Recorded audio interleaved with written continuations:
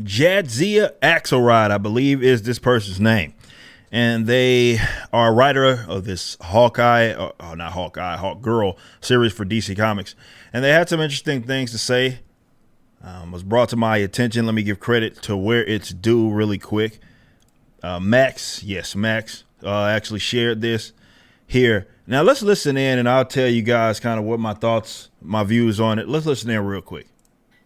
Superheroes are a very queer kind of story, and that you have these characters who have these double lives, and one life is much more colorful and dynamic and exciting, but they also have to keep on this normal life. Most superheroes are in the closet, either literally in some cases or in a more metaphorical way of like, I have to keep my secret identity. That's important. And so it's very relatable stuff to a queer reader, very relatable stuff to a trans reader. Bodies are frequently mutable in superhero comics, which is something I love. So like all of this stuff was already in there when I read them, whether it was intended or not. So to tell a story where all of this stuff is not just subtext, but literally what's going on. Okay, so this person's focus, I guess, is putting trans stuff in comic books.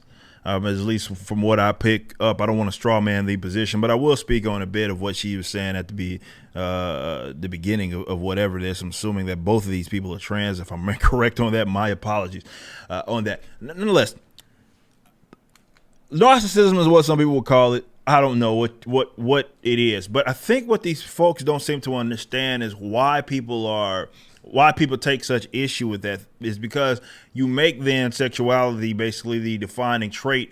Not even just that, but you then make it about you. So like, for example, when you word something like superheroes are queer, or it's a very queer story, and you don't look at it like, I mean, granted, you went on to explain, well, you find these people find it relatable, but then you're using these terms, whether it be with call them queer flat out, or just saying that they're in the closet, because then you're trying to project yourself onto this character. And that shows obviously in some of the writing that we've seen from modern both Marvel and DC and other major publishers as well.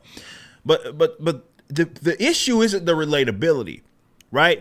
That's not the problem. And I want to be clear about that, because anybody can produce something, and inevitably speaking, if it resonates with people, they're going to somehow find some level of relatability with it. That's inevitable.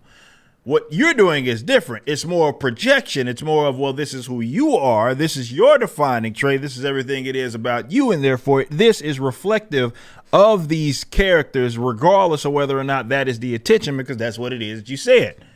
And that's the thing that people take issue with, because you can't even deviate, or rather detach yourself from that storyline, because as you say right here, and I guess that's obviously the topic of discussion it is that you're having, well, that's what these stories it is that you're telling. It's well beyond the subtext now, because you've already made it about you, and now you want to make it more obvious. It's really akin to kind of what happened with the old Disney thing, and they're saying that Reimagine Tomorrow, that internal meeting, and that one chick that was like this whole, she was saying in jest, that it's this not so secret gay agenda, something along those lines of what it is she's saying. It's them basically saying this is what it is that we're going to do.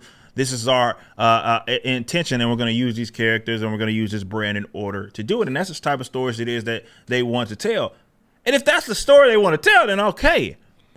But you can't take issue. Well, you can, and you will. And I guess it goes both ways, right? Because other people are going to take issue with you using these characters as a vehicle to tell this story. And then they're going to feel some kind of way. Now, for me, my reaction isn't even like that anymore, because I'm no longer a customer of the modern stuff that comes out of Marvel and DC. So it's never mind that to me. But for a lot of normies, and we're seeing it starting to increase, they're getting turned off by this sort of attitude that is in mainstream comics. If you like this video and want to get into a new comic book universe, visit Rippaverse.com. Our first campaign for ISOM 1 hit $3.7 million, and the pre-order campaign for ISOM 2 is currently live. So go check it out and watch the official launch trailer, which is the first animation of Rippaverse Studios.